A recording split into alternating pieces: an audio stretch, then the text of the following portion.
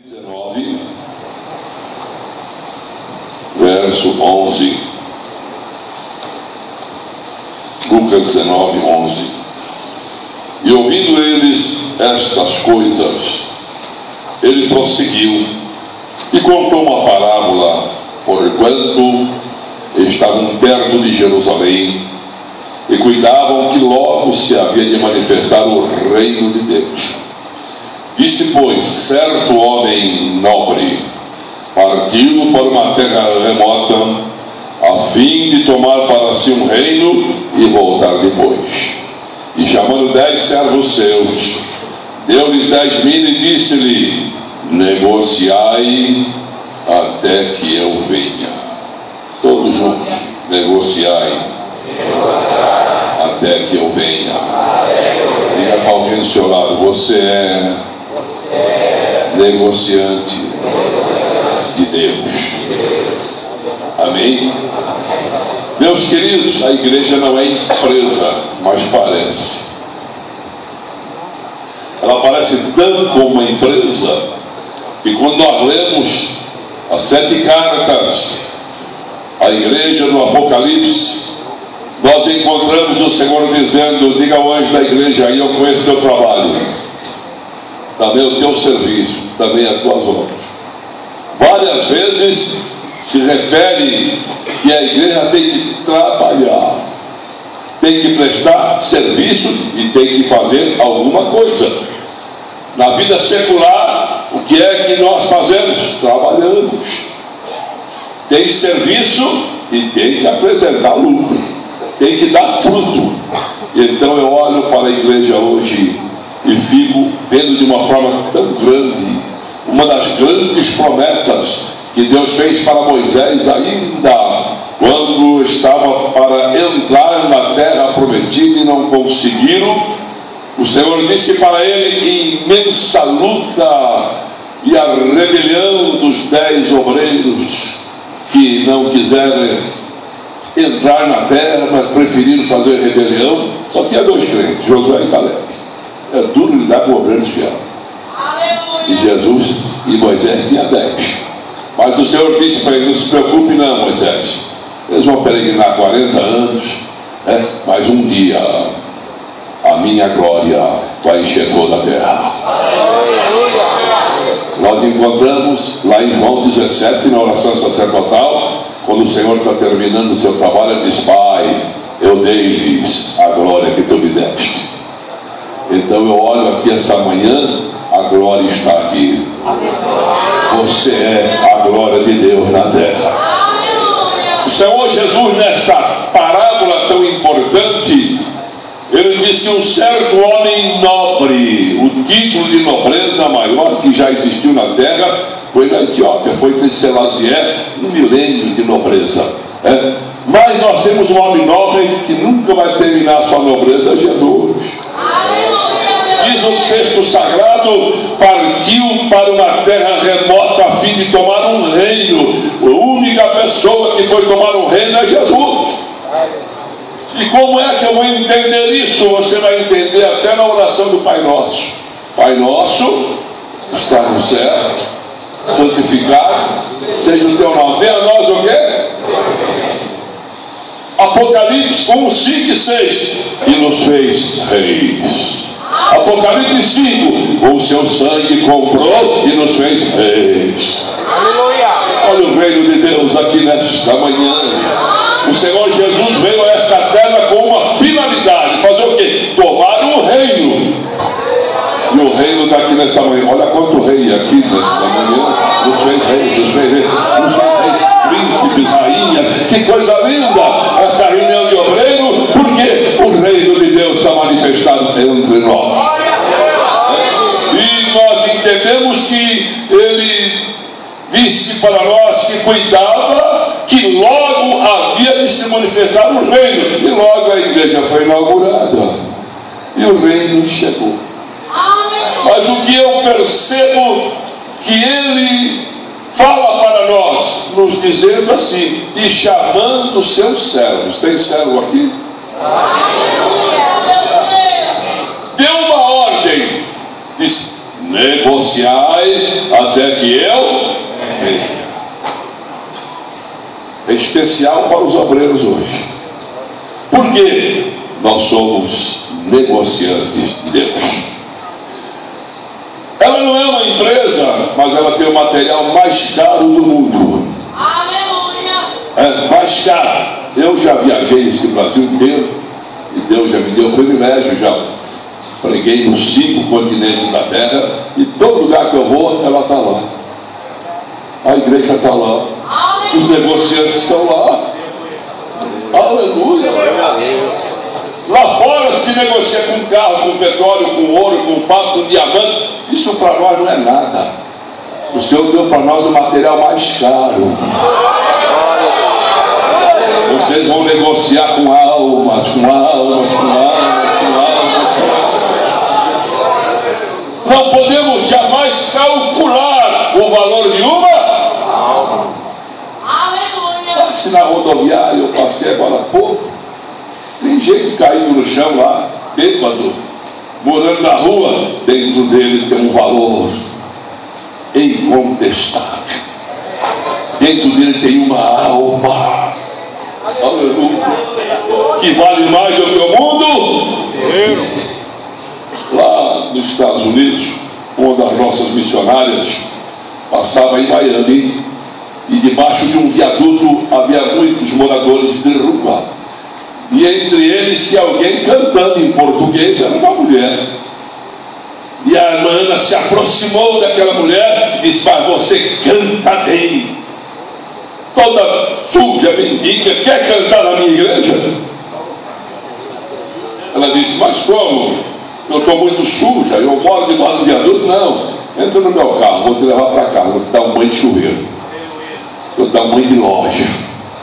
E levou a Wanda e deu um banho de loja, de chuveiro, levou para a igreja e ela gostou.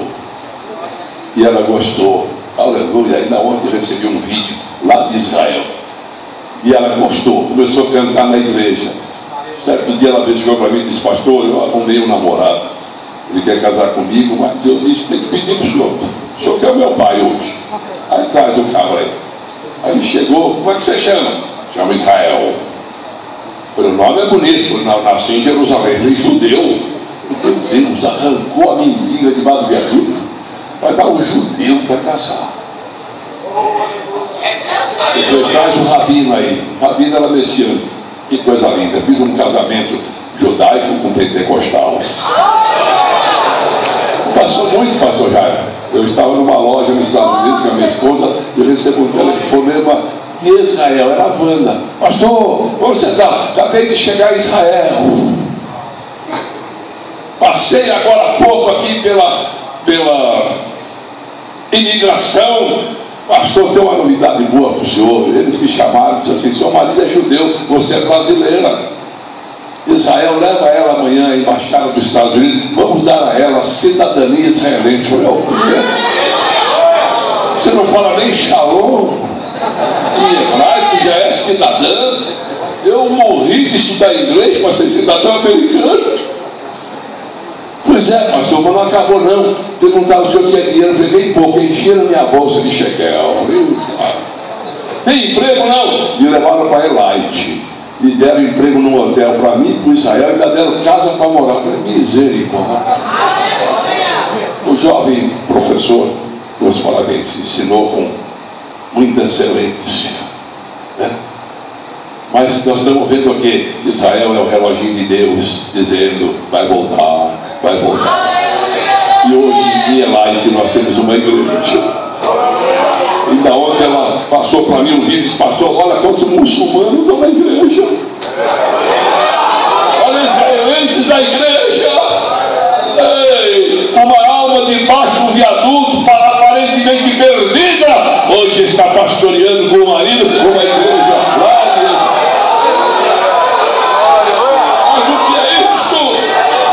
É uma ordem que o Senhor nos deu: negociar, negociar, negociar, até que eu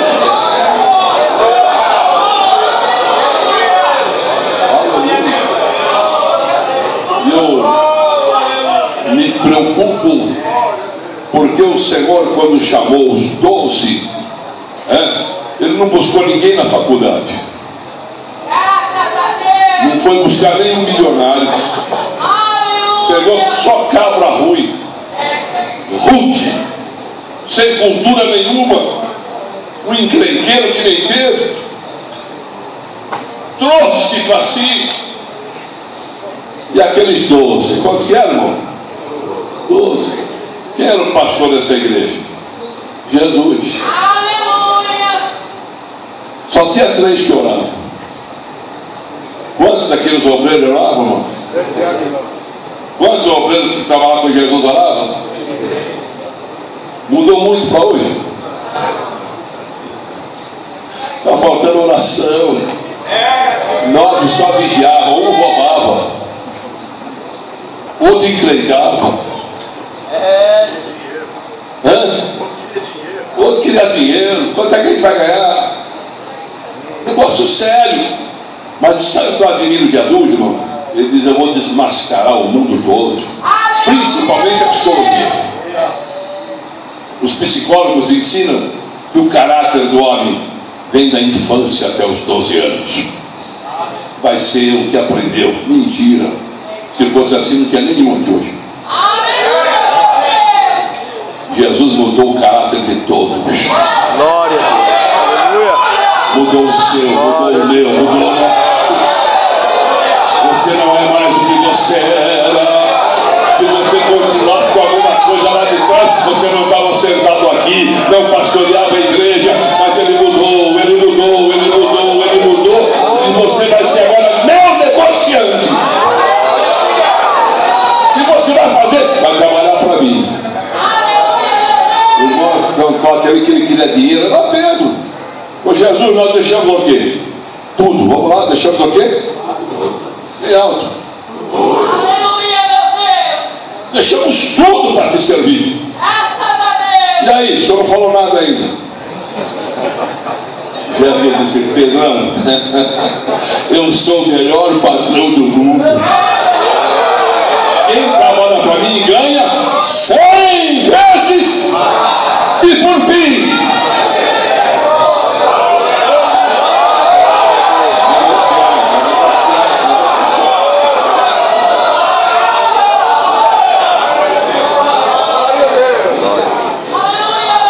até 1974, eu era militar. Eu tinha 14 anos de carreira militar, mas nos últimos 4 anos eu já pastoreava. Pastor Cícero Canuto de Lima foi quem me separou com o ministério. E pastor Luiz Almeida foi meu pastor em São Paulo. Setor lá da Zona Norte, fui tesoureiro dele, muito tempo e tal. E ele veio para Ribeirão Preto. E ele sempre me falava: vamos trabalhar comigo, deixa esse negócio de militarismo, mas vem trabalhar comigo. Eu falei: pastor, eu tenho família. Olha o medo, irmão, de trabalhar para Jesus. Aqui estou garantido. Além da minha vida militar, ainda tem mais um bico aí, eu tenho dinheiro que eu venho lá. Mas um dia Deus falou comigo e disse: deixa tudo. Deixa tudo, eu vou cuidar de você até o fim.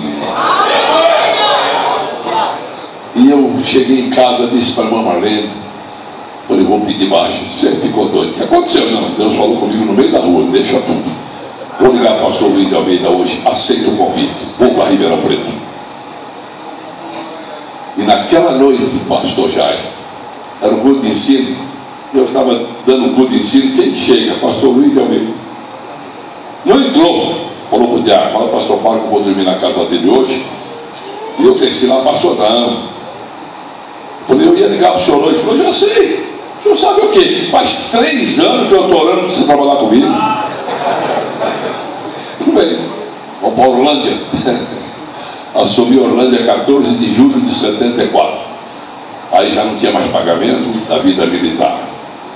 Mas, consequentemente, eu tenho o último olerite no bolso, não sei nem porquê. E o pastor Luiz chegou e disse: então quanto é que você ganhava naquele negócio lá? Eu falei: o pastor, o olerite está aqui. Quando ele olhou, Deus me guarda. Eu não ganho isso. O que eu fui fazer? Eu falei: pastor, foi o senhor que perguntou.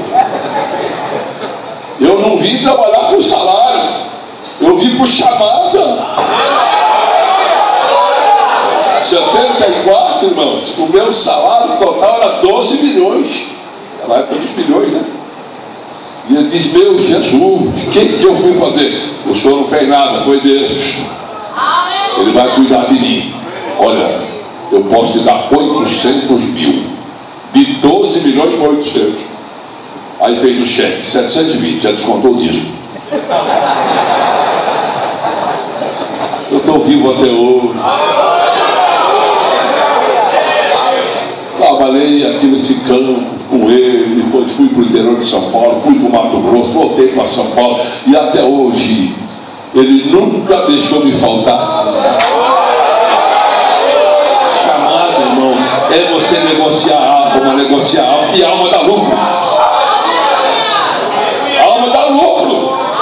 Quanto mais vocês ganham, mais vocês enriquecem o céu e a igreja cuida de vocês.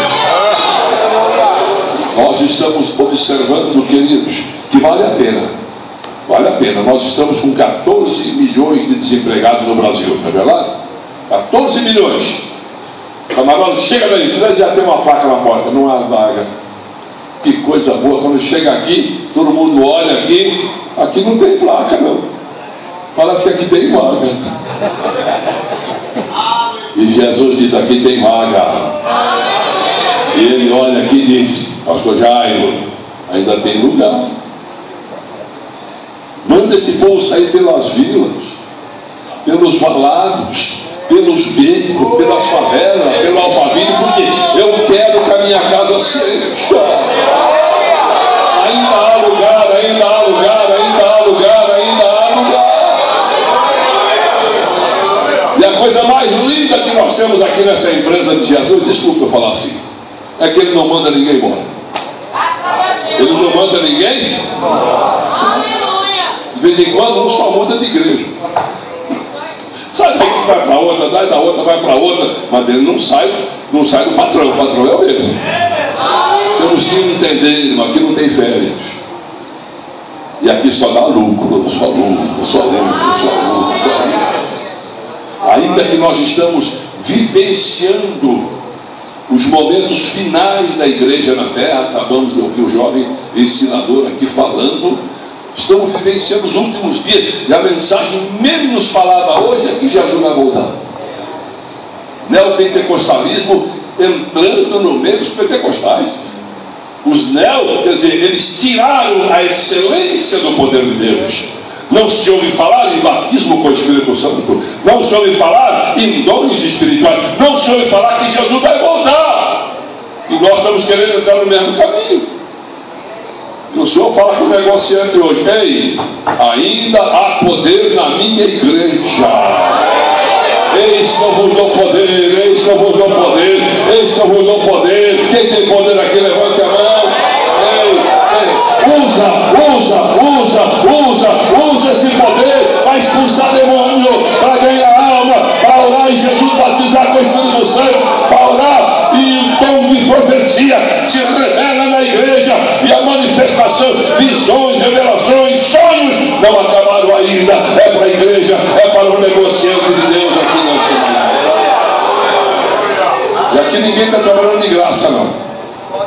Isaías 40:10, o texto diz assim: eis que o Senhor Jeová vem como forte, seu braço dominará, o galardão vem com ele, e o salário vem na frente. Pastor Jairo, todo mundo ganhando só para estar aqui.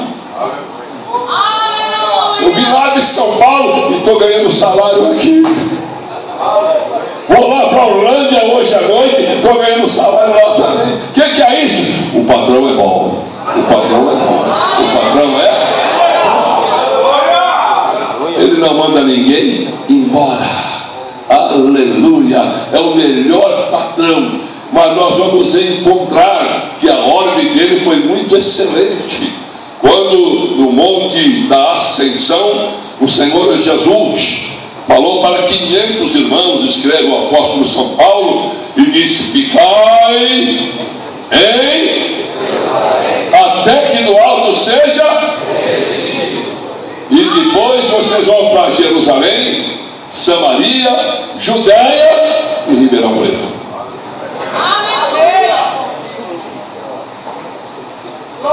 Primeiro dia, irmãos, o Espírito Santo não veio, nem no segundo, nem no terceiro, nem quando chegou no quinto já tinha metade.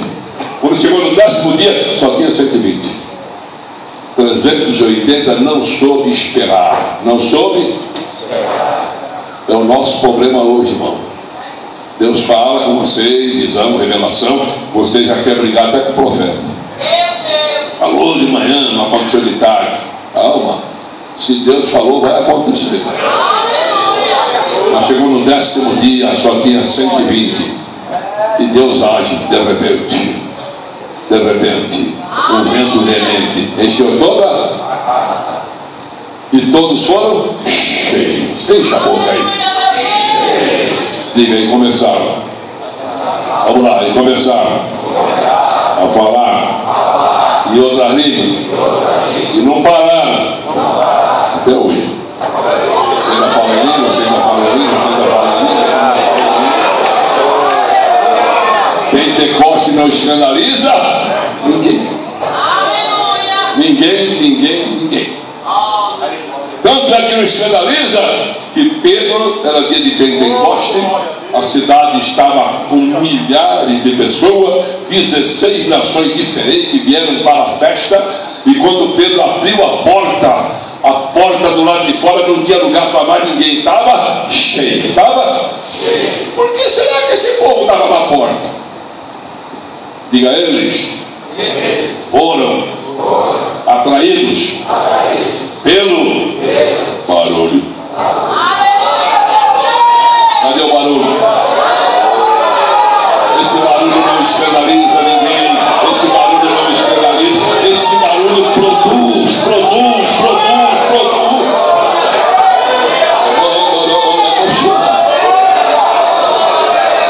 Agora, esse barulho causa alguém fica curioso, chegar no papel e diz: o que é isso aí?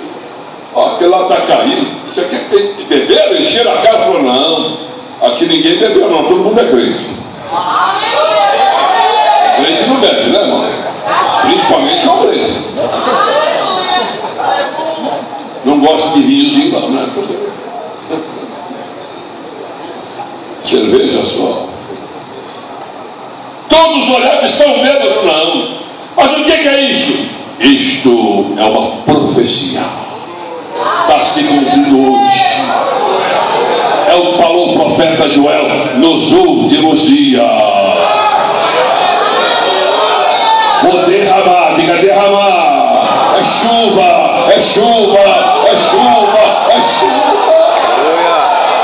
Vou derramar do meu espírito sobre quem? Sobre toda a carne. Aonde houver alguém que abra o coração e peça, eu estou derramando. Qual é o problema nosso hoje? Grande parte dos crentes vem para a igreja e traz guarda-chuva. Eu já vi coisas tremendas, pastor Jair. Está sentado ao lado de alguém, o camarada começa a dar glória, vem para ali, o camarada muda de lugar. Que falta de etiqueta. A igreja cresceu. Eu nasci aqui dentro, você também. Eu nunca fumei, nunca bebi, nunca pulei um carnaval, nunca dancei. Passei um aperto em Portugal tremendo. E por 12 dias de poder de Deus, os portugueses dançam para dizer chega, era bonito. Dançando, já fui batizando, pulando. E o pastor, vem, meu irmão, nunca dancei.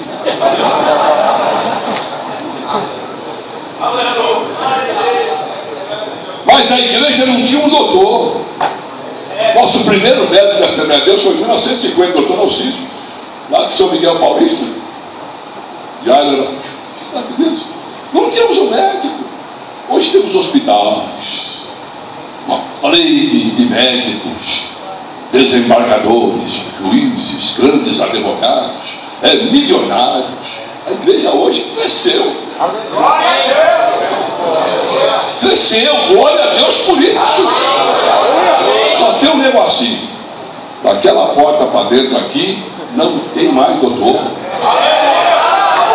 Nem milionário. Até chegar naquela porta, você era natural. Você aqui está agora no sobre.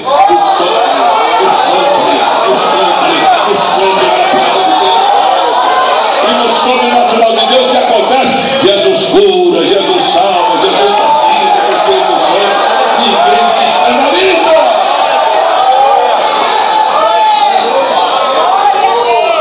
Agora, lá estão 120 negociantes. 120. Pedro, o que é que nós devemos fazer? Porque a gente quer esse negócio aí também. Vocês querem mesmo? Queremos. Então vamos ver quantos que querem aceitar Jesus. 3.000. Quanto, irmão? Estamos passando uma secura de almas, pastor. Cara. Eu viajo toda semana, eu prego fora nesse Brasil, fora dele, toda semana. Grandes festas, congresso. Aceitar Jesus. 1, 2. Meu Jesus, o que aconteceu? Eu me lembro da cidadezinha lá de Morro Agudo. O lugar para a gente aceitar Jesus. Eu saía para a rua pregando em Morro Agudo, né? Quando eu fazia o convite, teve um dia 36 almas no meio da rua. Que coisa linda. Mas 3.000 nunca mais. Mas está na hora de negociar. Você pode negociar de várias formas. O doutor Calandra está sempre na televisão, um desembargador de justiça, crente, meu amigo, e eu o levei para pregar até no Belém. Doutor Calandra, um homem famoso na área jurídica, e ele me disse: Paulo, eu estava saindo do tribunal de Alçada na Praça da Sé, e chegou uma velhinha de cabeça branca e disse: doutor, pega esse papelzinho aqui. O que é isso? Isso aqui é a palavra de Deus, leia. O senhor vai gostar. E ela foi embora. E eu não consegui ligar o carro. Leia, o senhor vai gostar. E não é que ele leu? Eu estou calando a ler, quando acabou de ler, estava chorando copiosamente. Chegou em casa chorando, família toda, o desembargador chegar em casa chorando. O que será que aconteceu? O que foi? Senta todo mundo aí. Eu vou ler um negócio aqui. Quando ele acabou de ler, a família toda estava chorando. Ele procurou um folhetozinho, tinha um carimbo lá: Igreja do Evangelho Quadrangular. Foi para lá, aceitou Jesus e é crente até hoje. Mas ele disse para mim: eu estou cansado de andar na Praça da Sé, estou atrás da velhinha. Estou procurando a velhinha, não acho. Eu queria dar um abraço nela, nunca mais encontrei a velhinha. Falei: não se preocupe, doutor, o tribunal vai chegar. O senhor vai assistir, ela vai receber coroa. Aleluia, aleluia, aleluia. Negociar, negociar, negociar, negociar, negociar.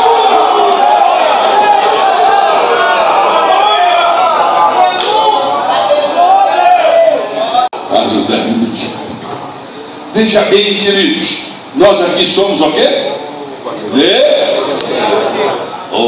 Volta para a história da Assembleia de Deus, irmão. Lá na Suécia, em Vargo, lá está Daniel Verde, cidade linda da Europa, extraordinária, suas montanhas maravilhosas, né? E Deus diz: estou te chamando, vai negociar. Foi para os Estados Unidos, foi trabalhar em fazenda, e ali, 1906, o Azusa, o Valmo, aquele negro que dobrava o joelho, Jesus já começava a batizar com o Espírito Santo. Daniel foi batizado, Gulavim foi batizado. Aleluia! Deu uma revelação: vai para o Pará. Aonde está o Pará? Pega o mapa mundial, vai procurar o Pará, vai procurar, achou o Pará. Pegaram o navio São Clemente, vieram para o Pará, vieram parar no Pará, sem falar nem bom dia em inglês, nem em sueco, né? Mas sentaram na praça, debaixo do restaurante, cheio de manga. Café manga, almoço manga, janta manga. E todo mundo reclamando hoje: oh meu Deus, que restaurante ruim. Será que não tinha um rodízio melhor? Será que no hotel melhor? Eles comiam manga, dormia na praça. Olha o resultado. Glória a Deus. Conversando em inglês, passo um marinheiro brasileiro, falando inglês. Meu irmão, quem são vocês? Os americanos. Viemos para o Brasil, somos crentes, missionários. Arrumaram logo um salão debaixo de uma igreja batista. E eles foram para lá. Começou a orar e Jesus começou a batizar. Foi tudo expulso. Mas o resultado está aqui hoje. Dá uma lidazinha na história. A gente precisa ler a história. Daniel trabalhava de soldador de dia. E Gunaviga aprendia português de dia. De noite, Gunaviga ensinava português para Daniel. E ele aprendeu depressa uma mensagem poderosa. Jesus Cristo salva. Cura. Batiza com o Espírito Santo e vai voltar para levar a igreja. Ei, não tem segredo para pregar, não.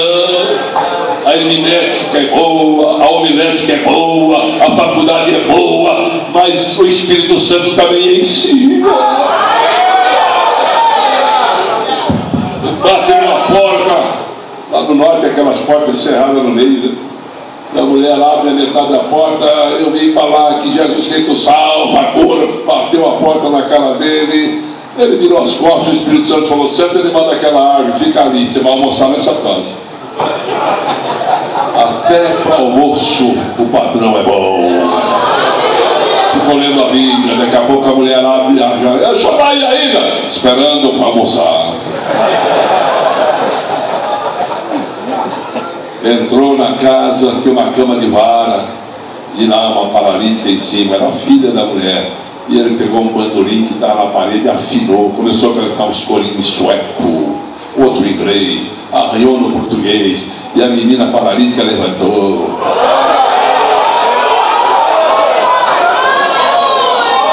Quando a mãe viu a filha andando, ela gritou: está acontecendo com a minha filha? Por quê? Ela é paralítica. Não, senhora, ela era paralítica. O louvor resolve, o louvor cura, o louvor faz milagre. Nós começamos assim, tem que continuar assim. Aleluia, aleluia,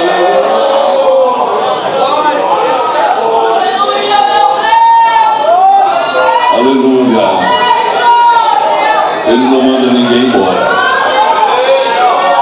É o melhor patrão. Uma das coisas que nós temos que entender, que Jesus vai voltar. Eu ouvi aqui agora há pouco o ensinador falando: olha para a figueira, quando os seus ramos já tornam tenros e botam folha, o verão vai chegar. Quando essas coisas começarem a acontecer, eu estou às portas. Agora o restante é terrível e não passará. Esta geração, sem que todas essas coisas aconteçam, passará o e as minhas palavras. Meu Jesus, quando é que começou essa geração?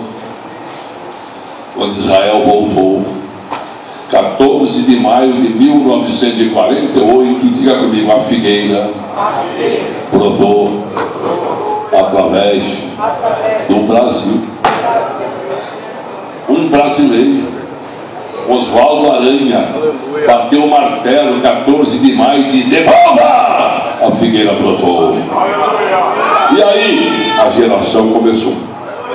Quanto é uma geração hoje? Salmo 90, verso 10. A duração da nossa vida é 70. O que passa disso é canseiro e enfado, mas dá para chegar a 80. Acho que eu chego lá. Já estou com 6 anos de hora extra. Já passei dos 70. Mas, meus queridos, esse ano, 14 de maio de 2017, Israel completou 69 anos que voltou. Aleluia. Faltam 8 meses para terminar a geração. Aleluia. Diga comigo, nós somos a geração do arrebatamento.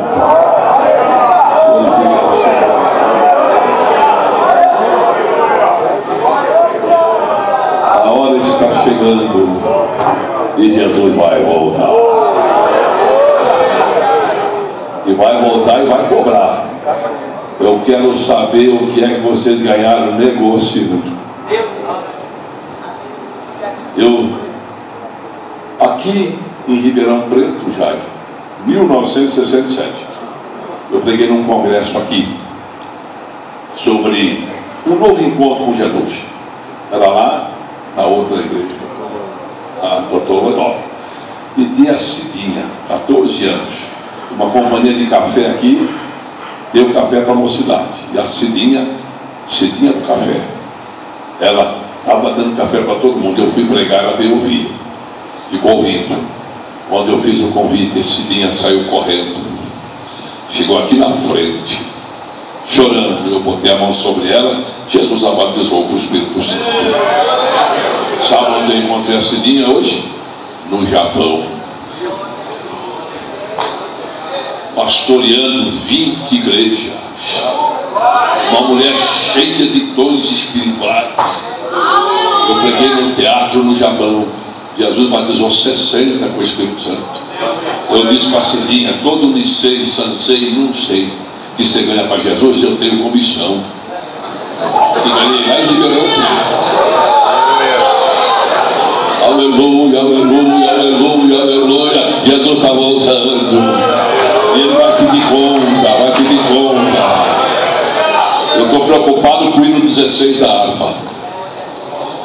Posso ter as mãos vazias, com Jesus eu me nada fiz que Ele possa descer. Fala comigo, fala de cantar. Não chegue com a mão vazia. Jesus tem muita alma. Aqui em Orlândia, vou terminar, na fazenda Lagoa das Canoas, eu pregava numa área daquela fazenda, só tinha crente, não tinha nem incrédulo, só crente. E quando eu falei: vamos se encerrar, vamos orar, o Espírito Santo falou: encerra não, passa o convite. E Jesus, será que tem algum crente aqui, credo, desviado? Está mandando eu fazer o convite? Faz o convite. Irmãos, espera um momentinho só. Alguém que quer aceitar Jesus como Salvador aqui, olhou um para o outro e falou: sabe, o pastor não conhece os crentes? Do meio do mato, um homem gritou: eu quero aceitar Jesus. Quem era? O Livinho, sogro do Marcos Cristiano. Ganhei ele no mato. Morreu o presbítero da igreja. Eu também dele. O Marcos se converteu, não sei se converteu. Uma coisa é certa, não chegue lá com a mão vazia. Amém? Obrigado, pastor Jair.